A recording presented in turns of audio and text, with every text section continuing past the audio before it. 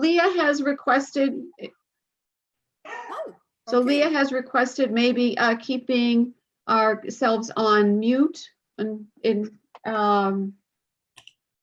putting questions in the chat. That would be best. Building while they did students spend about 15 to 20.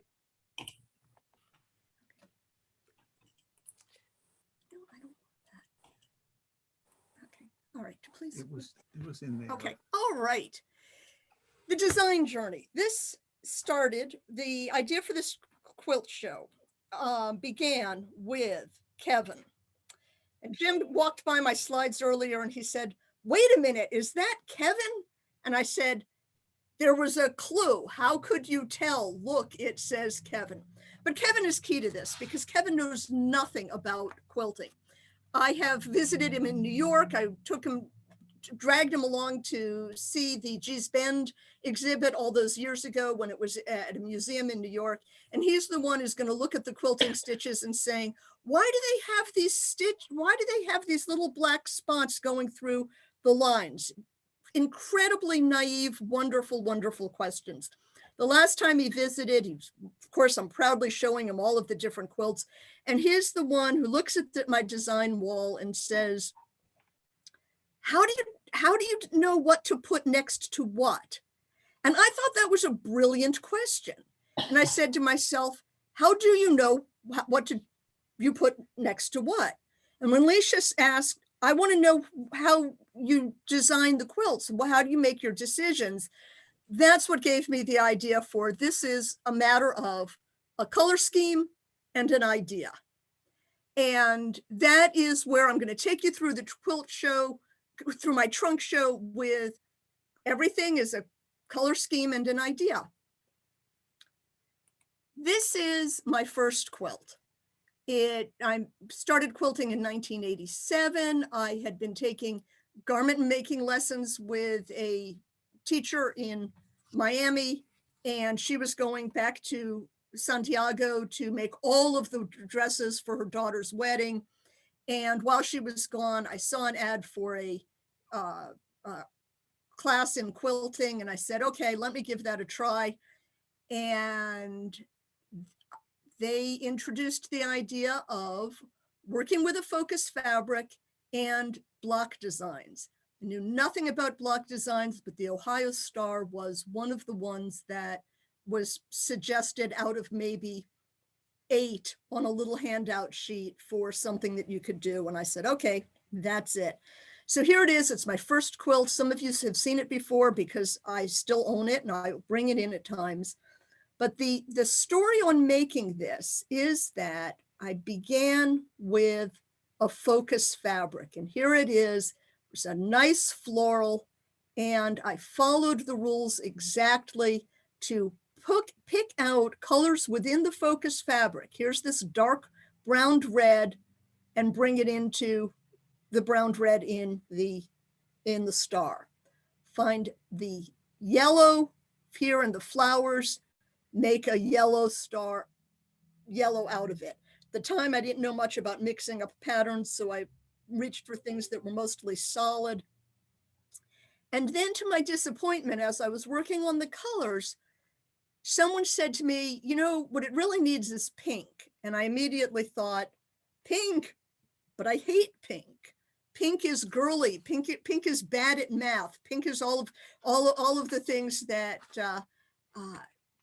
trying to get away with is just being too frilly. And now, of course, as far as I'm concerned, the thing that makes that block is the little bit of pink, all from the fact that there is pink in that focus fabric in the floral. Second quilt, another idea that I'm sure many of you are familiar with is making a major error in math. I think I needed a few inches more of that focus fabric, got scared, and I bought scads more, feet of it, just tons. And what to do? Same quilt, now no sashing. The green got moved to the border. Focus fabric is still there. and I was getting a little more sophisticated in finding the colors in the focus fabric. Here it is again, and you can see that we have in here some of the red, some of this kind of grapey purple gray, and that became the colors here. Strawberry red, purpley gray. It's a little bit different here, going darker in the others, and I'm learning the focus fabric. These are Brian and Susan, first wedding gift quilt.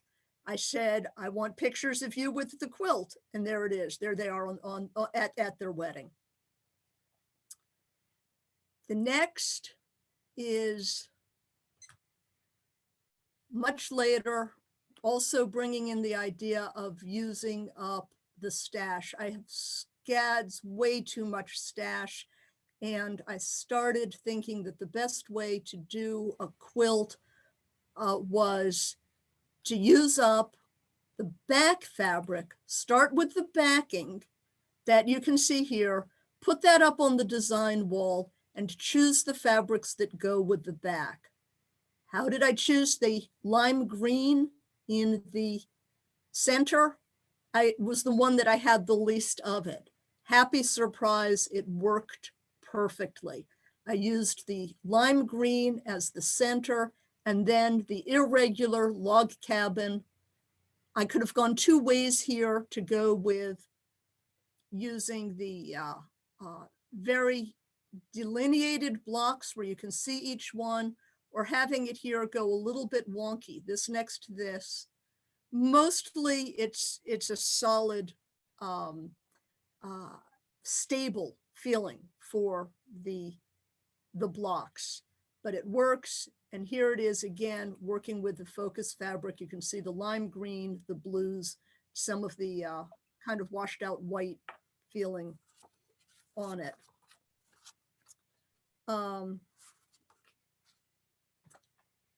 And I put the back up on the design wall. This was another absolutely favorite floral as the focus fabric, choosing the colors that matched it exactly. Working with squares this time instead of stripes. I was using pre-cuts. Normally when I'm done with making just about anything, or when a scrap gets down to a very small piece, I go ahead and trim it into the nearest sized square. I have baggies full of 2-inch squares, 2.5-inch squares, 3-inch squares, and so forth. So I picked up a baggie, pulled out the squares that were already done, and just started saying what goes with this focus fabric, pulled them out, made the 9 patches, said that is boring, and turned to the split 9 patch, which I think makes it much more effective. Notice that you don't really need the focus fabric in the quilt. It can stay on the back. In this case, it's in the border, and that was good enough.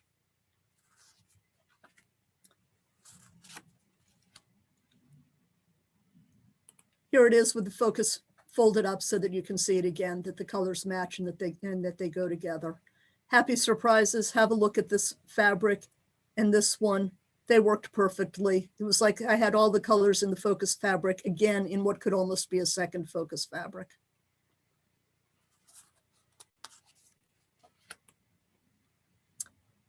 Really got into that split 9 patch idea. I thought, wow, that's easy.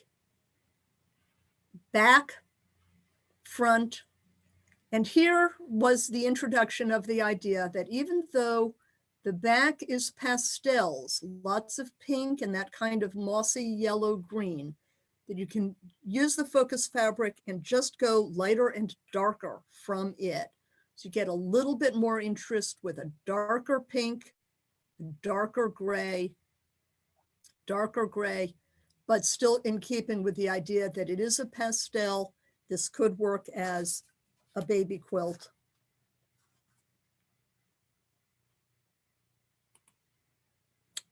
I really like those florals. Very excited about the pansy backing fabric. Don't know why I bought it, but I got enough of it to start using it as a back. And this is going to show up in several other quilts as well. Split 9 patch again. Here's the whole thing.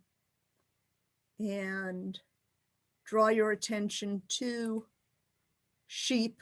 Those are sheep. I just love it. Sheep and pansies, they go together.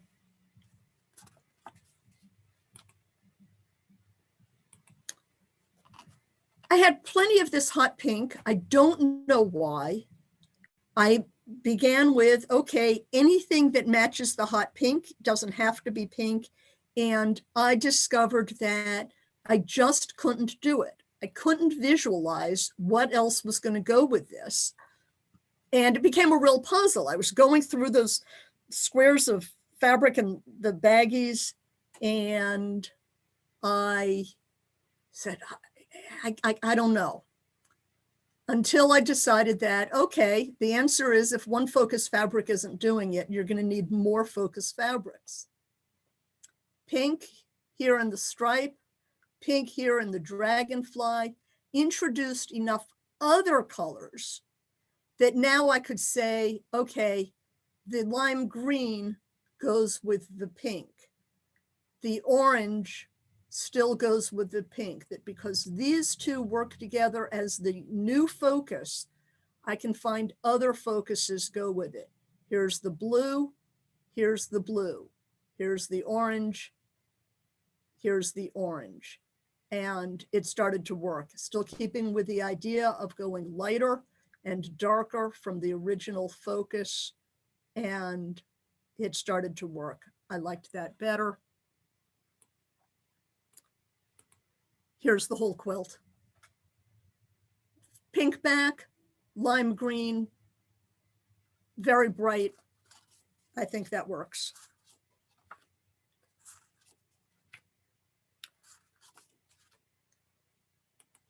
Here's the back. Introducing the idea that when you're working with a focus fabric, you don't need to keep the proportions of the colors the same in the quilt.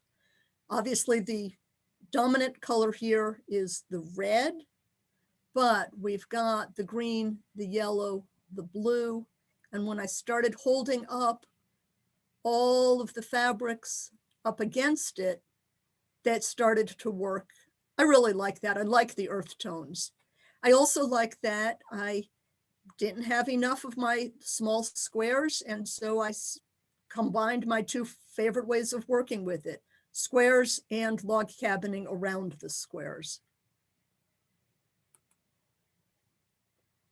Fold it up so that you can see the way the colors really do go together.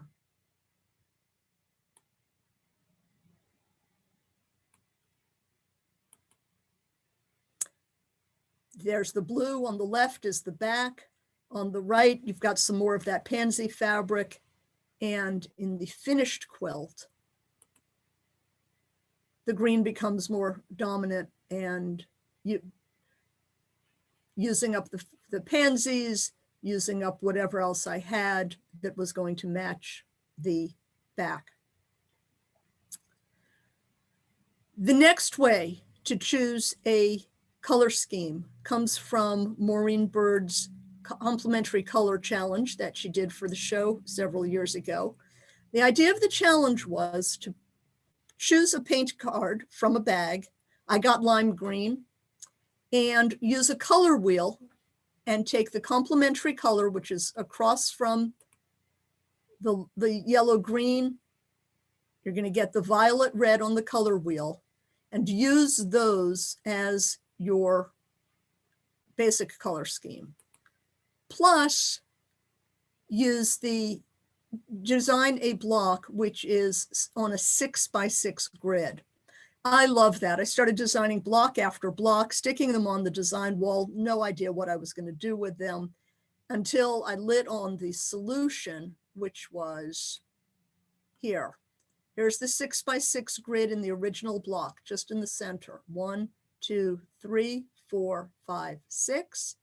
And then I used that finished block as though it was just this center, and did the same thing out again. 1, 2, 3, 4, 5, 6. And I liked that. The title, I thought this was something that was so part of my childhood that just everybody knew it. It turns out that not everybody does. And that's the Pete Seeger song on his children's concert album on What Color Was Them Eels. I just thought it was so funny. I remembered it from really little girl, like 5 or 6 years old, sang it over and over. And I named all of the quilts in that series of taking the block and expanding it out with the center as the idea and expanding it to more again and again. Center block, 6 by 6 grid, same idea again, 6 by 6 grid. And you do get the idea here of the squares barreling in towards the center.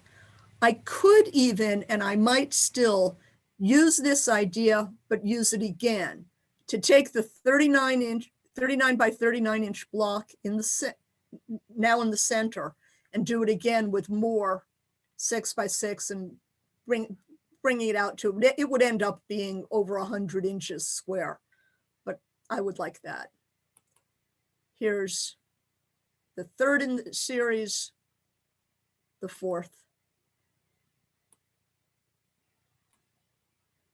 And here they are all together. Using up those squares. Blue, green, red, yellow. Those all got donated to the Linus Project, I think. You may have noticed that I like squares, and here we're going with more squares. Charm squares grow up to become 9 patches. And make up the 9 patches first, used up some white as the alternate plain block. Another design tip going all the way back to that very first quilt class was the idea of odd numbers give it more grounded, complete feeling. So I've got a completed 9 patch in the corners. And once the 9 patches were done, I separated them into 2 stacks, ones that were more or less the cooler colors, blue and green. And in this one, I've got some red and green. It didn't start out as a Christmas quilt, but I suppose it could be. Here's 9 patch production. Draw your attention to all of the squares laid out on the table, and I start sorting them into stacks, trying to find those that match, so that I have stacks of 4 and stacks of 5. And then it becomes kind of a giddy feeling of just making them over and over and finishing one, sticking it on the design wall, finishing another, sticking it on the design wall. Back here behind the computer, in front of the computer, those are more 9 patches and more stacks as I'm sticking them back up on the design wall. And then you just go more and more and more, and it's just a neat feeling. It was a friend who has more of, like me, has more of a background in poetry and the word arts, writing and drama and literature, who noticed that when I was making those stacks of 5 that were alike and 4 that were alike, that it works just as well to find fabrics that were not exactly alike, but that were close enough.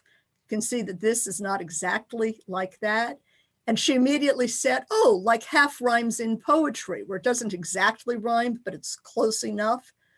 It adds a little interest, and it adds a lot of interest. It sounds better on the ear, looks better in the quilt to have these examples of not quite. Here's another. These are not the same gold swampy green colors.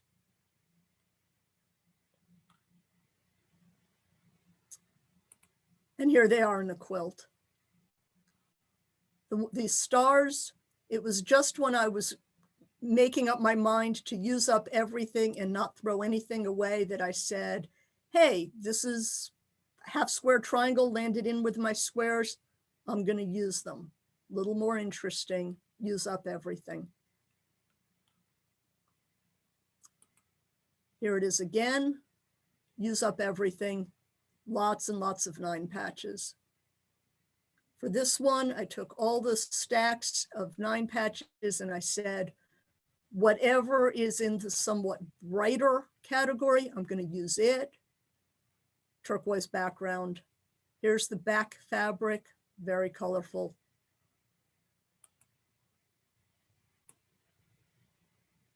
I really like the pink border on this. This is on the lighter, less saturated of the 9 patches.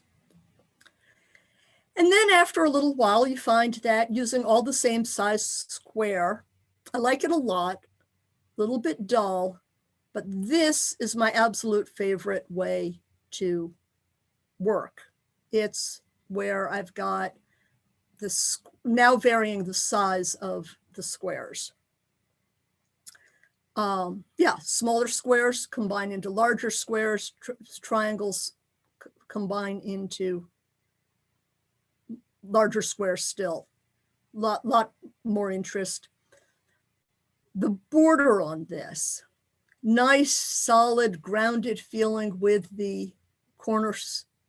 I'll call them cornerstones in the background. Also, much easier on the math. Make the center piece, measure it once, round it off so that it's square, and then put together the white, the blue, the floral blue, all the same size. Just make it, measure it, and put something in the corners, easy as it can be. This is an older quilt. I had been participating in a lot of exchanges for charm squares. I was really into getting as many charms. People kept sending me pink, and I don't like pink. So I thought, oh man, you know, I can't throw it away. That's not the point. I really want to use up everything. I even used unbleached muslin as the background because I just wanted to use everything up. Didn't want to spend any real money. So just use the cheapest muslin. Need I tell you that this is one of my absolute favorite quilts. I adore it. All that pink, and it might have been my first jewel box. I made this. The next idea, continuing with wanting to use up everything that I have. This is the shirt quilt. Let's see, this is one of Jim's striped shirts. These are some flannel pajamas of mine. And, oh yeah, and this also, the plain blue is another one of his, another one of his shirts. When I first started making the shirt quilts, it was just not to waste the shirt by throwing it away, but I was thinking that I wanted to do away with the things that showed that it was a shirt. And then it dawned on me, no, I'm throwing away the most creative part. Here are the buttons. It's supplemented with a little bit of yellow, but yeah, here's buttons, and here's the pocket. Didn't want to quilt through it, so you can still hide something in the pocket. Here's the collar right there. You can see it. The next idea for how to get the idea to make the quilt, and again is one of my favorite ways to work, is asking someone else for their idea. I do these for the wedding gifts for my relatives. And variations on this letter, but it's pretty much the same over and over, is where I say, among the many joys of being a quilt maker is never being at a loss for a wedding gift. You're getting a quilt. I'd like your input as far as colors. You can tell me specific colors like red, white, pink, green, or whatever. Color families like brights, pastels, peacock colors, sunset colors, or anything to give me an idea of the direction you're thinking. If you're familiar with color theory terminology, you can tell me if you like monochromatic, complementary, or analogous color schemes. You can send me paint cards from the hardware store, a page from a magazine, a piece of wallpaper, an old shirt, anything that has the colors you like on it. Tell me if you have preferences as to the general feel of the quilt, traditional, soothing, geometric, electric. You can also tell me if you want a big quilt that goes on a bed or a smaller piece that goes on the wall. I'll do the rest. And that's my standard letter for the wedding gift. My relatives know it by now. Fabulous idea that I got from one cousin's kid when she said that they really liked the Alhambra Palace in Madrid, and they liked the colors in it, that include the turquoise, the ivory, the navy, the gray, and they liked the geometrics that they saw there. I adore the geometrics, just can't get enough of it. This is the quilt that resulted from it. The pattern is from a magazine. I wish I could say that I designed that myself, but it's from a book. But here is the interlocking ideas that I was able to start with this and realize, take the idea of those, that look of the interlocking tiles and come up with this. A friend, actually a paying customer, gave me as her idea that she liked the color scheme in the Pendleton blanket. And here I'll introduce what I call the idea of taking pictures into words into pictures. I admire the people who can take one look at a picture, have a visual memory of it, and then with that go to the store and just remember what they want as far as the color scheme. That's not me. I have to look at the picture and translate it into words first and call it charcoal gray, cadet blue, ivory, white, toned down gold, etc., the way you see it there. And then with that in mind, go with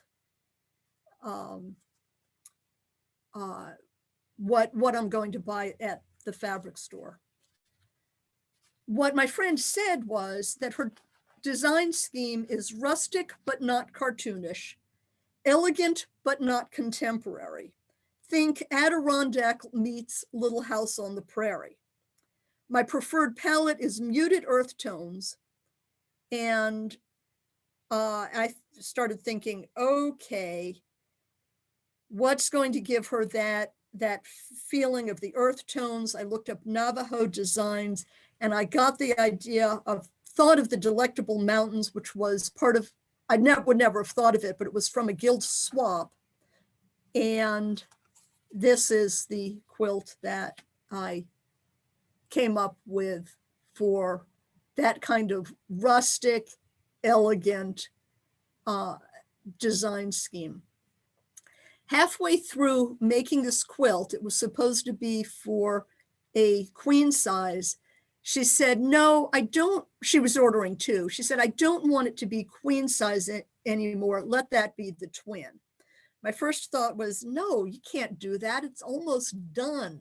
I've got the complete thing, because it was built out all the way to here.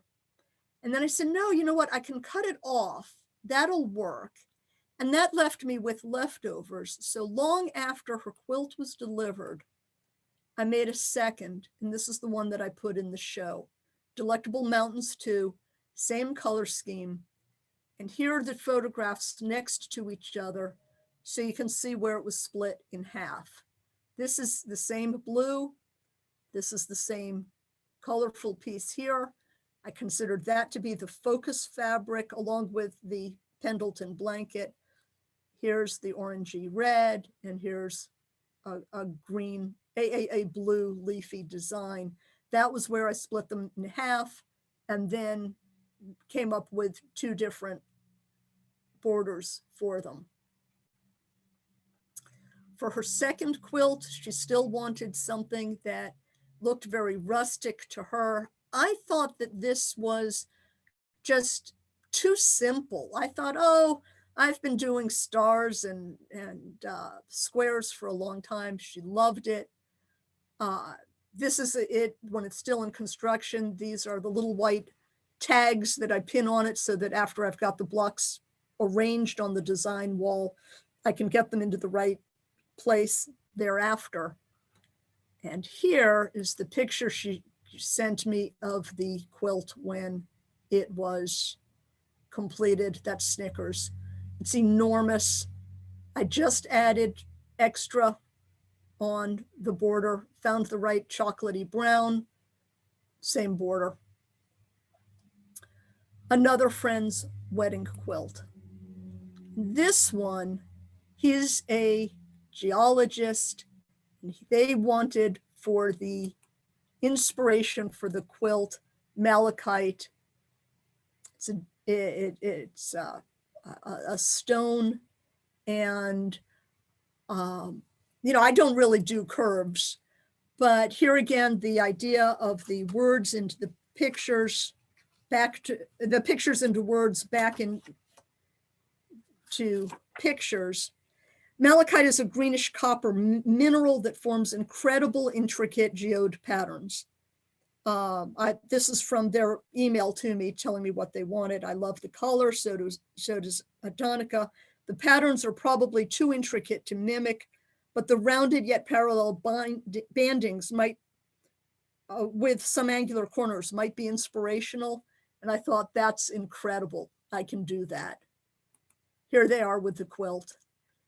I started with just the idea of knowing that I couldn't do the curves the way they are here. But I said to myself, bands of color, blue and green, curves, and came up with what you see here. When I started, I had all of these places here filled in, and then it was looking way too busy, not at all right. She said, oh, no, this isn't going to do. Skipped the idea of making stripes in here, just chose some other colors and went with it.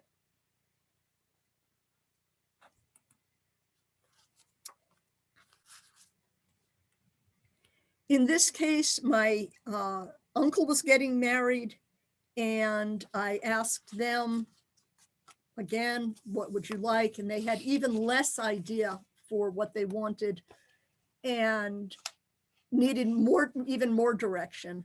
And so I said, look, you're just going to have to look at lots of pictures of quilts, tell me what you're thinking. And I said, start with Google Images, type in quilt, you'll get tons of pictures of all different sorts of quilts. You may choose a bunch that you like and let me figure out what they have in common, or you may continue looking to see if you can figure out a common theme. One difficulty for beginners is figuring out if you're attracted to a color scheme or a design. Quilters often talk less about color and more about lights and darks. It's the placement of the lights and darks that brings out the design. And then I suggested just going to Google Images and start looking up terms. Antique quilt, art quilt, quilt Lorraine Torrance, quilt Priscilla Bianchi, Bargello quilt, triangle quilt, square quilt, flying geese quilt, medallion quilt. Once I got rolling, I couldn't stop myself.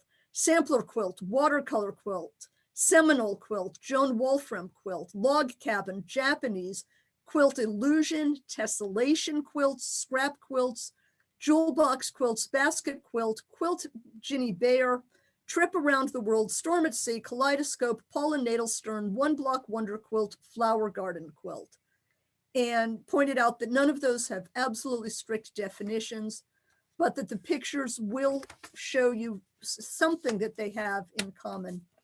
And then if you find something that you emphatically don't like, tell me. It's often more helpful than knowing what you do like.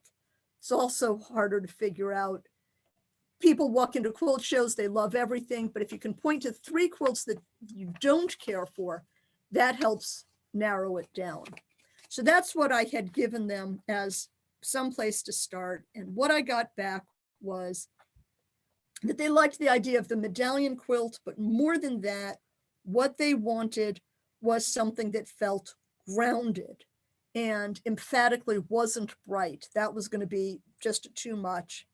And we sat at a picnic table at their wedding, looking at their shirts and actually terracotta pots to get the idea that what they were thinking of was as pastel was really much more of a bleached out look.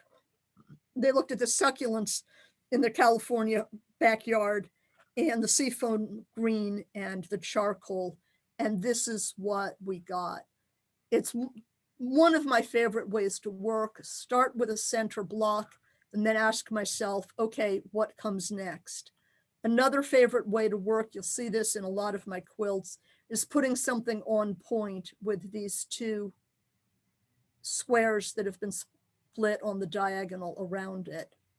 And then here's my trick for the borders, the barreling in squares going in towards the center, again, making the math so easy because you just measure the inner square and do a border and put the cornerstone block.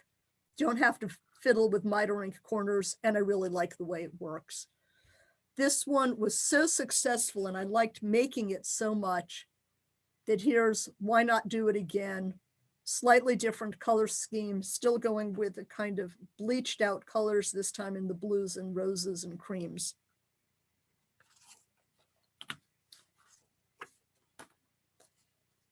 More cousins.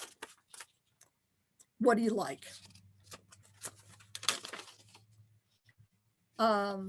I began with my standard letter, but by this time I had started to realize that people were more likely to ask for patterns.